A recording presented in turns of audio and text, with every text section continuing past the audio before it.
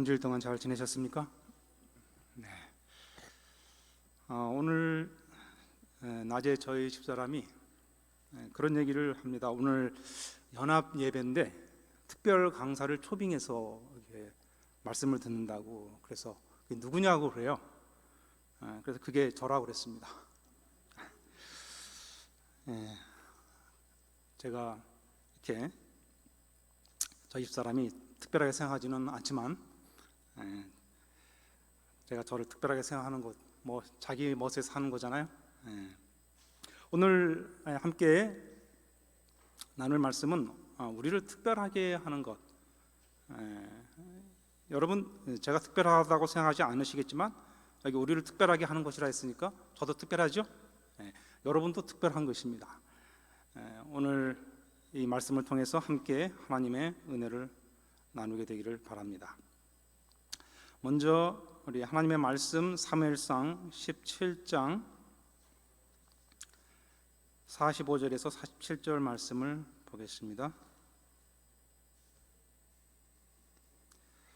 다윗이 블레셋 사람에게 이르되 너는 칼과 창과 단창으로 내게 나아오거니와 나는 만군의 여호와의 이름으로 곧 내가 모욕하는 이스라엘 군대의 하나님의 이름으로 내게 나아가노라. 오늘 여호와께서 너를 내 손에 넘기시리니 내가 너를 쳐서 내 목을 베고 블레셋 군대의 시체를 오늘 공중의 새와 땅의 들짐승에게 주어 온 땅으로 이스라엘의 하나님이 계신 줄 알게 하겠고 또 여호와의 구원하심이 칼과 창에 있지 아니함을 이 무리에게 알게 하리라. 전쟁은 여호와께 속한 것인즉 그가 너희를 우리 손에 넘기시리라.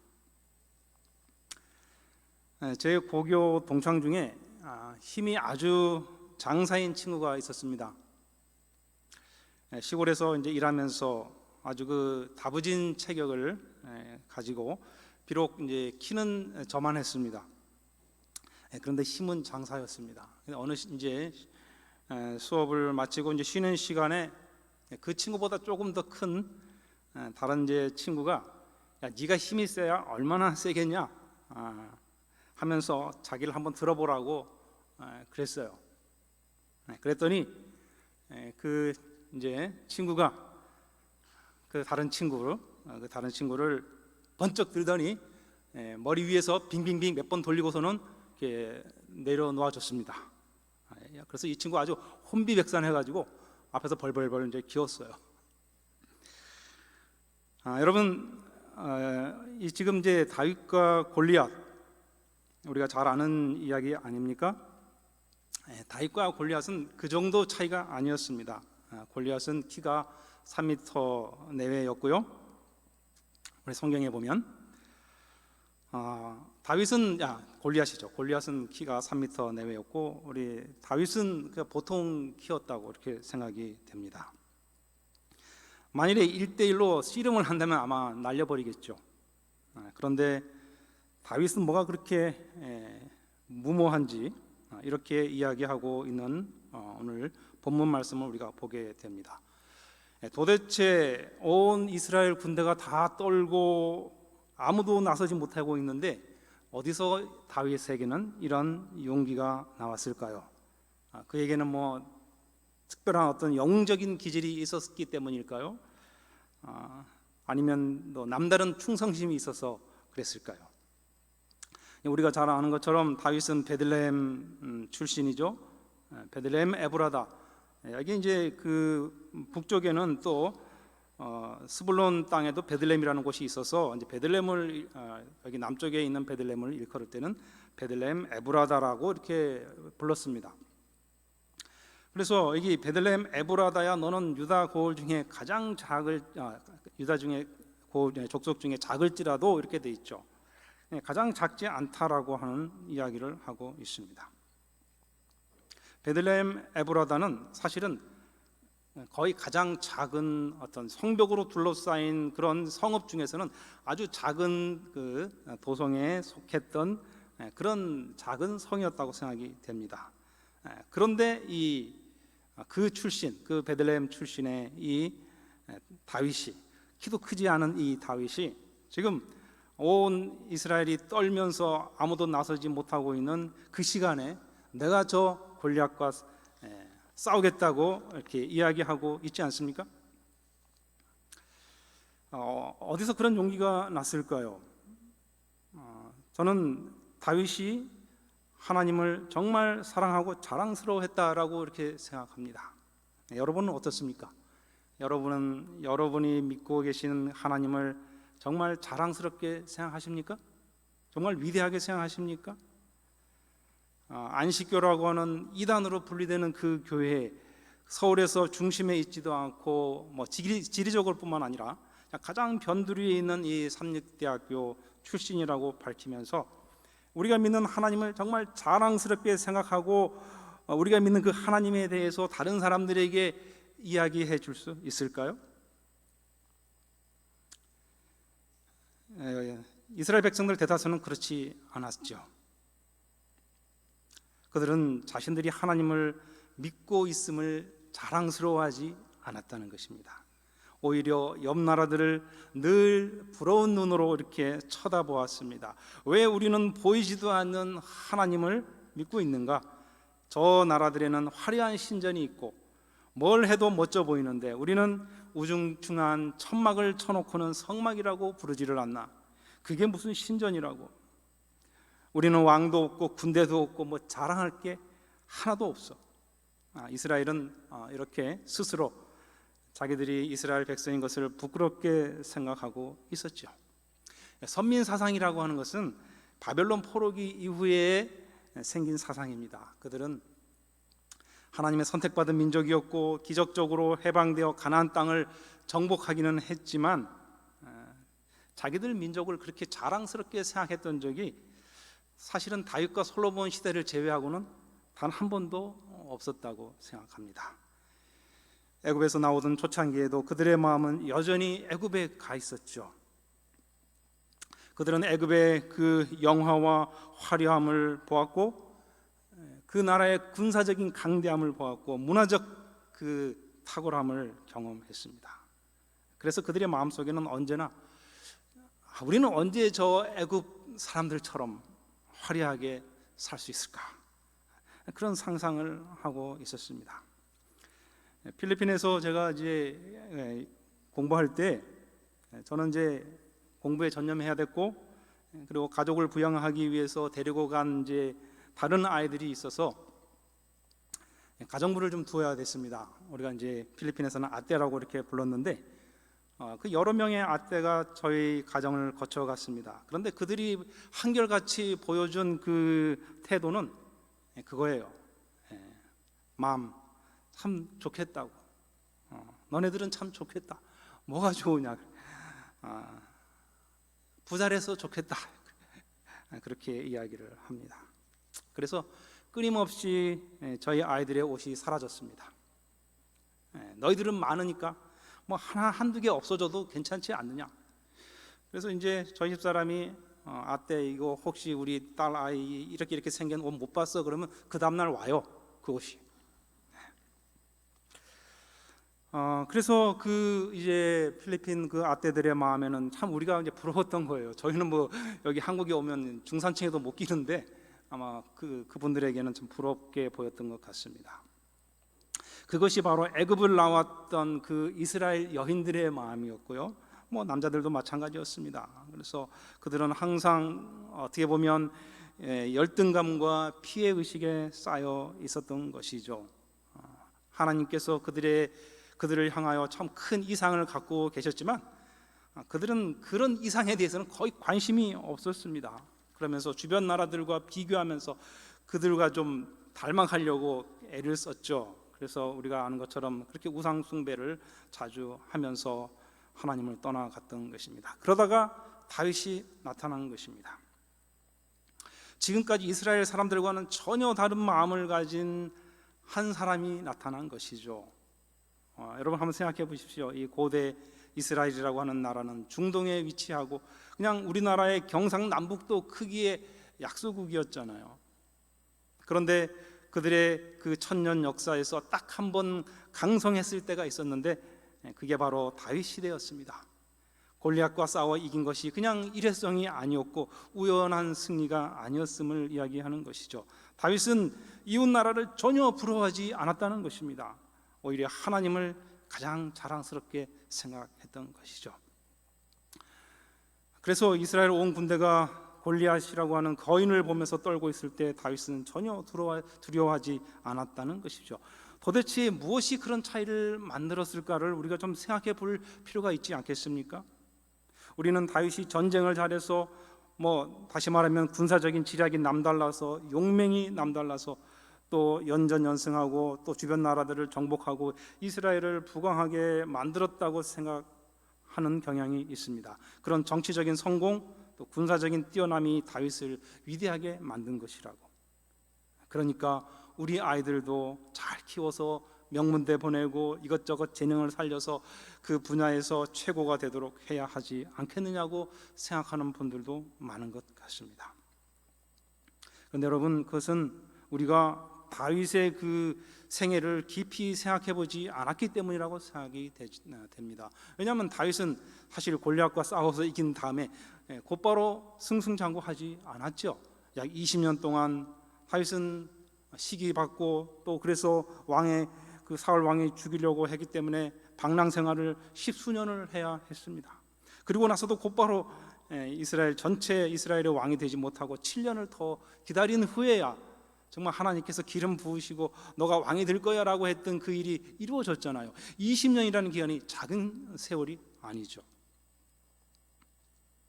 그래서 우리가 이 시편을 읽어보면 시편의 150편 중에 절반 이상이 다윗이 쓴 것인데 그 많은 시편에서 다윗이 이야기하고 있는 많은 그 내용들은 나에게 원수가 왜 이렇게 많으냐고 하나님께 호소하고 있는 그런 다윗을 볼 수가 있어요. 그의 마음에 고뇌와 번뇌, 그 다음에 수많은 반대와 배반과 역경을 이렇게 겪으면서 그가 하나님께 호소했던 많은 그 노래들을 보면서 다윗의 나라는 사실 그의 그런 고난과 함께 이루어졌다라고 생각하게 되는 것입니다. 그래서 저는 이 초기 교회를 돌아보면서 제가 놀라는 것이 우리 그 당시에 보면 참 모진 핍박이 있었잖아요. 때로 원형극장에 끌려가서 사자들의 밥이 되기도 하고 화양대에 묶여서 정말 장렬하게 순교한 그 모습들을 보면서 저에게는 그럴 용기가 없지만 어떻게 그 당시 그리스도인들은 두려움 없이 찬미를 부르며 그렇게 형장으로 나아갈 수 있었을까? 그 비밀을 좀 알고 싶었어요. 제가 내린 결론은 그들은 개인적으로 하나님을 만났고 하나님을 알았다는 것입니다. 하나님이 얼마나 위대하신 분이신지를 깨달았다는 것이죠. 그래서 그들은 언제나 소수였고 사회의 약자였지만 그들 자신은 자신들에 대해서 그렇게 생각하지 않았다는 것입니다. 그들은 세상을 부러워하지 않았고 하나님을 자랑스럽게 생각했던 것이죠. 그렇지 않다면 어떻게 죽음 앞에서 그렇게 패닉에 빠져야 되는 그런 상황 속에서도 찬미를 부르면서, 물론 어떤 사람들은 그 고문에 못 이겨서 신앙을 취소한 사람들 많이 있습니다. 그게 없다는 것이 아니에요. 그런데 분명한 것은 정말 많은 그리스도인들이 기쁨으로 노래하면서 나갔다는 거잖아요. 그건 부인할 수가 없잖아요. 어떻게 노래가 나오느냐는 것이죠. 그래서 우리가 하나님을 자랑스럽게 생각하는 것은 우리가 어떤 외적으로 세상적으로 성공하는 것과 또 세상에서 인정을 받느냐 어떤 그런 여부와는 상관이 없다는 것입니다. 다윗이 자랑스러워했던 하나님을 생각해 보자는 것이죠.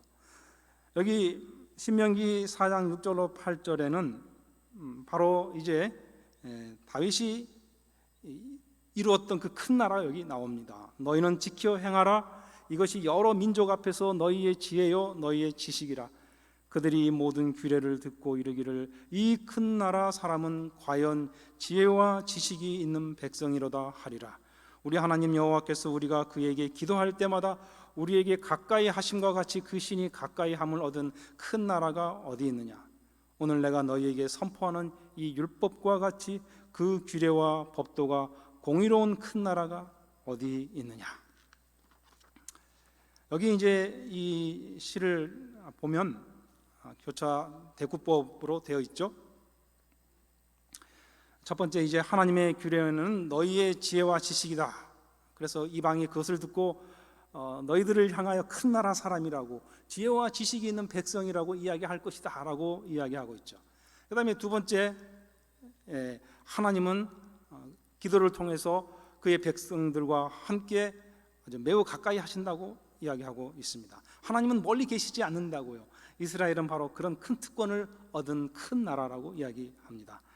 그리고 이제 다시 마지막으로 하나님의 그 규례와 법도를 이야기하면서 그것이 정말 공의롭다고 이야기하고 있죠. 그래서 여기 모세가 이 세 절의 말씀에서 이스라엘 백성들에게 이야기하는 것은 큰 나라예요. 여기 큰 나라, 위대한 나라는 주변의 다른 나라들이 아니고 이스라엘인데, 이스라엘이 큰 나라인 이유를 여기 들고 있는 것입니다. 그래서 전체적으로 이 말씀은 하나님의 규례와 법도를 우리가 따를 때 하나님은 우리와 아주 가까이 하시며 그 결과 우리는 큰 나라, 위대한 나라가 된다는 것이죠. 위대한 나라는 그래서 군사력을 키워서 이루어지는 것도 아니고 영재들을 길러서 되는 것도 아니고 하나님의 규례와 법도를 이해하고 따를 때 그 결과로서 이루어진다고 하고 이렇게 말씀하고 있는 것입니다. 그런데 결론부터 이야기하면 대다수 이스라엘 사람들은 이 구절의 말씀을 이해하지 못했던 것이죠. 그래서 열등감과 패배의식 속에 살았다는 것이고, 반면에 다윗은 이 구절의 의미를 잘 이해했고, 그래서 하나님을 자랑스럽게 생각했고 주변 나라들을 전혀 부러워하지 않았다는 것입니다. 그리고 실제로 다윗은 자기 시대에 이스라엘을 주변에서 가장 큰 나라로, 애굽보다, 그들이 나왔던 애굽보다 더 큰 나라로 만들었지 않습니까? 여러분, 이스라엘이 다윗 시대에 가장 번영한 강대국이 된 건 우연이 아니었다는 것입니다.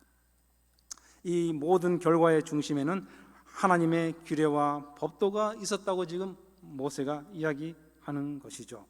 왜 하나님의 규례와 법도가 그토록 중요한 것일까요? 그것은 하나님의 규례와 법도는 곧 하나님 자신이기 때문이죠. 우리는 그것을 통해서 하나님을 알게 되는 것이고 하나님의 뜻을 이해하게 되는 것입니다. 도대체 이 하나님의 규례와 법도가 무엇이길래, 무엇을 말하고 있기에 그렇게 큰 차이를 만드는 것일까요? 제가 이제 시골 작은 교회에서 인턴으로 4년여 동안 있다가 서울에 한 300여 명 되는 이제 큰 교회의 부목사로 발령이 나서 처음으로 이제 한 2달째 돼서 이제 안식일에 설교하기 위해서 제가 단상에 섰는데 그 앞에 그냥 그 한 200~300명의 성도들이 이렇게 꽉 차 있는데 그냥 그 회중의 무게에 제가 그냥 압도가 됐어요. 그냥 얼굴이 화끈 달아올랐어요. 와, 이 도대체 여기에 의사들도 많고 박사들도 많고 각 분야의 전문가들이 다 이렇게 여기 앉아 계신데 내가 이 자리에서 정말 그 우리 회중을 사로잡을 수 있는 그런 말씀을 내가 전할 수 있을까? 그 정도의 그래서는 안 된다고 생각했습니다. 근데 여러분, 우리가 사는 이 세계에는 정말 동물, 식물, 또 세계의 경이라고 불릴 만한 온갖 신비로운 것들이 있지 않습니까? 세상에는 위대한 통치자들이 있고 천재들이 즐비하고 각 분야의 대가들이 있습니다. 똑똑하다고 하는 인물들이 아주 각축을 벌이지 않습니까? 우리가 사는 세상이 그렇죠. 그 세상에서 하나님은 위대하신 분으로 사람들의 마음속에 인식되고 있을까요? 하나님의 영광이 세상을 압도할 수 있을까요? 근데 우리가 볼 때 전혀 그렇지 않는 것처럼 보이는 것입니다. 바로 그렇게 우리가 보는 것처럼 암울한 형편에 있었던 때가 있었습니다. 하나님의 백성들이 강대국의 침입으로 짓밟히고 죽고 포로로 끌려가는 혼란한 상황에서 하나님의 백성은 너무나 초라해 보였던 것이죠. 그럴 때 하박국 선지자의 시대에 하박국이 하나님을 향해서 왜 하나님은 잠잠하고 계시느냐고 부르짖을 때 하나님께서 그에게 말씀하셨죠. 오직 여호와는 그 성전에 계시니 온 천하는 그 앞에 잠잠할지어다. 물론 세상은 하나님 앞에 잠잠하지 않습니다. 그렇죠? 하박국도 마찬가지였어요. 그의 시대에 뭐 그냥 아무런 변화가 없었어요. 그러나 언젠가 세상은 하나님 앞에 잠잠하게 되는 그때가 올 것이라고 하박국은 확신했고, 그래서 더 이상 하나님께 불평하지 않았습니다. 오늘날 우리 시대가 유럽에서 68 혁명이라고 하는 그 68 운동이 일어나고 난 이후에는 아주 공공연하게 하나님의 이름을 무시하고 마치 골리앗처럼 말이죠, 하나님을 모욕하고 하나님 없이도 지상낙원을 이룰 수 있다고, 그런 세상이 도래할 것이라고 자랑하면서 날뛰는 그런 사람들이 지금 우리 앞에 있잖아요. 현대 골리앗들입니다. 포스트 모더니즘이라고 하는, 아무것도 권위가 없어요. 전통적인 모든 권위는 그냥 다 던져버리고 그냥 히피처럼 살아가고 뭐 이렇게 저렇게 자기들의 마음대로 그렇게 하면서도 지상낙원을 이룰 수 있다. 여러분, 우리가 그렇게 그런 사람들하고 논쟁해서 그들의 주장을 꺾을 수 있어야 한다고 제가 말씀드리는 것은 아닙니다. 우리가 다윗처럼 그렇게, 이것은 어떤 그런 힘의 싸움이 아니에요. 물리적인 힘하고 아무 상관이 없죠. 그런 이야기를 하는 것은 아닙니다. 우리가 아무리 논리적으로 설명을 해도 사실 무신론자들은 그냥 그들의 어떤 그 뭡니까, 이 정서적인 또 의지적인 이유 때문에 반대하는 것이거든요. 우리가 생각해야 되는 것은 다윗이 골리앗과 싸워서 이긴 후에 그의 삶이 보여준 그것을 통해서 그가 어떻게 그렇게 하나님을 자랑스러워했는지 우리가 엿볼 수 있다는 것이죠. 그를 괴롭힌 사울을 비롯한 수많은 적들이 있었습니다. 결코 평탄한 길을 걷지 않았습니다. 그가 맞닥뜨린 그런 상황 속에서 다윗이 보여준 모습은요, 그의 원수의 생명을 2번이나 결정적으로 살려주었고, 얼마든지 쿠데타를 통해서 왕위에 오를 수 있었지만 평화롭게 국민 모두가 자신을 왕으로 추대할 때까지 인내하면서 때를 기다리는 그 모습을 우리가 때로는 간과하는 것이죠. 다윗은 결코 조급해하지 않았습니다. 왜냐하면 그가 하나님을 잘 알고 있었기 때문에 그런 것이죠. 그렇게 기다리는 것이 그의 삶의 원칙이고 그에게 배어있는 습관이었고, 그것은 바로 하나님의 규례와 법도를 통해서 그가 알고 있는, 그가 자랑스러워하고 흠모한 하나님의 모습이었던 것이죠. 다윗이 골리앗과 싸워서 이긴 후에 곧바로 어떤 정치적인 군사적인 성공을 위해서 노력했다면 아마 사울이 갔던 그 길을 걸었을 터이지만, 다윗의 위대함은 그런 정치적 군사적 성공에 있지 않았습니다. 그의 마음에는 그가 사랑하고 또 자랑스러워하고 닮고자 했던 하나님이 계셨고, 하나님의 시간을 기다리면서 묵묵히 모든 불의를 인내하면서 하나님의 규례와 법도 안에 있고자 했다는 것입니다. 여러분, 우리 하나님은 얼마나 위대하십니까? 남은 시간 하나님의 그 위대하심에 대해서 좀 나누고자 합니다. 우리 필립 얀시는 하나님 당신께 실망했습니다라고 하는 책에서 하나님이 우리의 구원을 얼마나 간절히 원하는지, 그러면서 우리의 자유를 얼마나 존중하시는지를 이해시키기 위해서 여기 오른쪽에 나오는 이 키에르케고르라고 하는 그 철학자가 언급했던 어떤 비천한 하녀를 사랑한 어느 왕의 이야기를 해주고 있습니다. 이 왕은 아주 절대 권력자였어요. 모든 신하들이 그 앞에 무릎 꿇는 아주 무소불위의 권력을 갖고 있었어요. 그런데 그렇게 무서운 왕이 비천한 한 여종을 사랑하게 되었다는 것입니다. 그런데 이제 문제는 이 여종에게 어떻게 사랑을 고백할까 하는 것이었어요. 이 왕의 신분 때문에 어떻게 해야 할지 잘 방도를 찾을 수가 없었던 것입니다. 만일에 그 여종을 궁전으로 데리고 와서 왕관을 씌우고 왕비 옷을 입힌다면 물론 이 하녀는 그 제의를 거절하지 않겠죠. 왜요? 왕의 요구니까. 그렇게 할 수가 없는 것이죠. 그러나 또 여기 이제 그 여종은 이제 뭐 왕을 사랑한다고 말할 수는 있어요. 그러나 정말 왕을 마음속 깊이 사랑할까요? 혹시 왕과 함께 살지만 두려움 속에서 자기가 살아왔던 고향을 그리워하지 않겠습니까? 궁전에서 사는 여종은 과연 행복할까요? 이걸 어떻게 왕이 알 수 있겠느냐는 것입니다. 왕이 지금 원하는 것은 진정한 사랑을 원한다는 것이죠.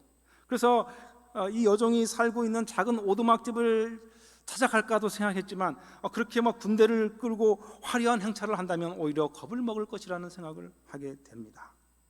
왕은 겁에 질린 하인을 원하는 것이 아니라 사랑하는 여인을 원하는 것이죠. 종속 관계가 아닌 사랑의 관계를 원하는 것입니다. 그래서 왕은 여종이 자신이 왕인 것을 잊고 또 그녀 자신도 하찮은 여종이라는 사실을 잊고 오직 사랑하기만을 바랬습니다. 사랑만이 불평등한 관계를 평등한 관계로 만든다라고 키에르 케고르는 이렇게 결론을 맺으면서 이 여종의 자유를 억압하지 않고 그녀에게 무한한 자유를 주면서 그녀를 여왕으로 만들 수 없다는 사실을 잘 알기 때문에 결국 결정한 것은 비천한 신분으로 왕이 내려가기로 한 것입니다. 그래서 초라한 거지처럼 옷을 입고 여종이 사는 오두막집으로 향했다는 것이죠. 이것은 단순히 그냥 변장한 것이 아니라 새로운 신분을 이렇게 그가 취했다고 하는 것입니다. 그래서 이 왕은 여종의 사랑을 얻기 위해서 왕좌를 포기했다고 하는 것이죠. 이미 우리는 이야기를 잘 알고 있습니다. 진부한 이야기일 수도 있겠습니다. 여기 하나님께서 우리를 얻기 위해서 행하신 일이 바로 그런 것이라는 거죠. 우리의 신분으로 내려오셨다는 것입니다. 여러분, 하나님은 사랑을 원하신다고 하는 거죠. 사랑은 명령하지도 않고 요구하지도 않는다는 것입니다. 여기 이 아이가 지금 할머니가 자기가 좋아하는 이 복숭아를 이렇게 따로 싸와가지고 이렇게 식사 후에 복숭아를 주니까 그를 딱 먹고서는 그 할머니에게 지금 평소에는 나타내지 않던 그 애교를 지금 부리고 있는 모습이에요. 할머니 너무 고맙다는 거예요. 내가 복숭아를 좋아하는지 어떻게 알고 할머니가 이걸 싸와서 나에게 주었어요. 이 아이가 지금 여기 아주 자유롭게 막 손을 흔들면서 이렇게 걷고 있는 모습이죠. 이 아이가 이렇게 자유롭게 자기의 어떤 표현을 할 수 있는 것, 그것은 만일에 그 부모가 이 아이에게 명령을 하거나 어떤 요구를 하거나 권위를 내세웠다면, 또 어떤 뭐를 잘못했다고 책망을 했다면 이 아이는 무서워하고 부모를 피하려고 했을 뿐 결코 사랑을 기대할 수 없었을 것입니다. 오히려 부모의 목소리가 크면 자녀들은 움츠리고 작아지는 것이죠. 사랑이 깊은 부모는 아이에게 사실은 모든 것을 맞춰주고 자신들은 거의 종이나 다름없이 아이를 위해서 희생하지만 이 아이가 이렇게 행복해하는 모습을 보면서 자신들도 행복해하는 것입니다. 우리 부모들이 그렇게 하는 이유가 뭘까요? 그것은 우리 부모들의 마음속에 하나님의 마음이 있기 때문에 그런 것이죠. 그것은 하나님의 마음에서 나온 것이라는 것을 우리가 때로는 잊고, 우리가 원래 그런 줄 알고 있는데 사실은 그것은 하나님에게서 나온 것입니다. 사랑은 상대가 반응할 때까지 기다리고 끊임없이 그 대상의 눈높이에 맞추고자 노력하는 것이죠. 그런데 바로 그 위대하신 하나님이 그렇게 하신다고 하는 것입니다. 하나님의 규례와 법도는 바로 그런 하나님을 보여준다고 하는 것입니다. 자기의 유익을 구하지 아니하시는 순수함, 진실함, 이거 완전한 사랑이죠. 자기를 비우는 사랑, 그것만이 진짜 진실하다고 이야기할 수 있잖아요. 순수하다고 이야기할 수 있잖아요. 우리가 자기를 비우라고 이렇게 성경이 이야기할 때 말이죠, 그것은 무엇을 이야기합니까? 자기 부정이라고 하는 것은 자기 자신 외에 다른 모든 세계 다른 사람들을 받아들이기 위한 필수 조건인 것이죠. 나를 부정하지 않고는 다른 사람을 받아들일 수가 없지 않습니까? 자기를 비운다는 것은 다른 사람을 포용하기 위해서 반드시 선행되어야 하는 일인 것이죠. 그래서 자기를 많이 비울수록 더 많은 사람을 포용할 수 있는 것입니다. 우리 하나님이 그런 분이시라는 거죠. 얼마나 자랑스러운 하나님이신가요? 하나님의 규례와 법도는 그래서 이 세상의 양식과는 전혀 다른 삶의 양식을 제안하고 있는 것입니다. 그래서 우리는 전혀 다른 세계가 우리 앞에 열리는 것을 우리는 하나님을 통해서 느끼게 되는 것이죠. 하나님의 규례와 법도를 통해서 말입니다. 우리의 마음이 그렇게 넓은가요? 모든 것을 포용할 수 있습니까? 우리가 하나님을 닮았다면 그렇게 돼야 하지 않겠습니까? 저도 그렇게 되려고 많이 노력을 합니다. 그래서 정말 모든 것을 포용할 수. 오늘 저희 집사람이 교회 가는데 조금 늦게 나왔어요. 근데 제가 화를 내지 않았어요. 괜찮다고. 제가 또 이제 운전을 해 가는데 저는 오른쪽으로 가고 싶은데 직진하라 그래요. 뭐 직진하라고 또 직진하죠. 이거 뭐 부들부들한 사람이에요, 제가 굉장히. 근데 저희 집사람이 뭐 이거 하라고 저거 하라고 하면 제가 다 거의 다 하는데 제가 딱 한 가지 안 하는 게 있습니다. 밭에 가자 그러면 제가 왜냐하면 그 밭에 가는 그 길에 무서운 개가 있거든요. 그래서 개가 무서워서 제가 밭에 가자고 하면 제가 나 못 가겠다고 그렇게 이야기합니다. 여러분, 우리가 때로 우리 서로에게 하는 그 말투를 한번 생각해 보십시오. 얼마나 투박할 때가 많습니까? 여러분, 근데 하나님께서 우리에게 그런 식으로 하실까요? 하나님은 그렇게 하시지 않으시죠. 하나님은 정말 우리를 정말 유리그릇 다루듯이 그렇게 우리를 다루십니다. 우리가 그렇게 돼야 하는 것이죠. 저희가 여기 이제 이사를 오니까 저희가 원래 전에 있던 집보다 한 10평 정도 이제 작아요. 좋은 점이 있습니다. 청소할 구역이 반으로 줄었다는 거. 그래서 이제 저희 집사람이 뭐 굳이 도와주지 않아도 나 충분히 혼자 할 수 있으니까 자기는 저기 수업 준비 이제 처음이니까 하라고 면제해 주겠다고. 그래도 제가 안락함에 젖지 않으려고 제가 청소를 가끔씩 합니다. 우리가 이 끊임없이 섬기고 봉사하려고 하는 그 준비된 그런 하나님의 모습을 생각하면서 우리도 그렇게 되려고 해야 한다는 것이죠. 그러면서 제가 지금 요즘 하는 고민은 그것입니다. 학생들에게 성경을 가르치면서 제가 이걸 가르치거든요. 이걸 가르치면서 말로만 가르치고 끝난다면 과연 학생들이 저를 통해서 하나님의 위대하심을 볼 수 있을까가 이게 제가 고민이에요. 어떻게 할 수 있을까? 그래서 저의 봉사의 영역을 더 확대를 해야 하는데 이게 참 쉽지 않은 일인 것 같습니다. 여러분, 사랑이라고 하는 것은 이론이 아니잖아요. 내 이웃을 내 몸처럼 사랑하라고 하는 만일 그런 우리가 최고의 이 가르침이라고 하는 것이 성경에 없고 다른 곳에 있다고 한다면 여러분 그런 가르침이 있다고 해서 과연 우리가 우리 이웃을 우리 자신처럼 사랑하게 될까요? 저는 아니라고 생각해요. 절대 그런 일은 일어나지 않습니다. 최고의 가르침이 우리를 행동하게 하는 것이 아니잖아요. 우리에게 훌륭한 교훈과 가르침이 없어서 어떤 그런 최고의 윤리가 없어서 우리가 사는 세상이 이렇게 망가진 게 아니잖아요. 우리로 하여금 진정한 사랑의 삶을 살게 하는 아주 강력한 요인은 하나님 자신이라는 것입니다. 하나님이셔요. 우리가 하나님을 예배하러 모이는 이유는 단지 하나님이 요구해서가 아니잖아요. 예배를 통해서 우리는 바로 그런 하나님을 배우고 그분의 사랑을 다시 일깨우기 때문이 아니겠습니까? 우리가 찬미하는 이유는 무엇입니까? 그 찬미가 내 마음을 그냥 편안하게 해주니까 찬미를 부르는 것입니까? 그렇지 않죠. 그 찬양이 우리가 닮고 싶어하는 하나님에 관해서 이야기함으로써 우리에게 그 사랑을 다시 상기하게 해주잖아요. 우리가 성경을 읽는 이유가 무엇입니까? 그 성경이 우리가 성경을 많이 알아서 유식하게 하나님 말씀 내가 많이 안다고 이렇게 자부하기 위해서 그렇게 하는 것일까요? 그렇지 않잖아요. 바로 그 성경에 자신을 희생하여 사랑을 확증하신 하나님을 이야기하고 있기 때문인 것이죠. 그래서 다윗은 하나님의 성전을 짓고자 그토록 갈망했고 하나님의 성전에 늘 살면서 하나님을 사모하며 보내기를 소원했던 것입니다.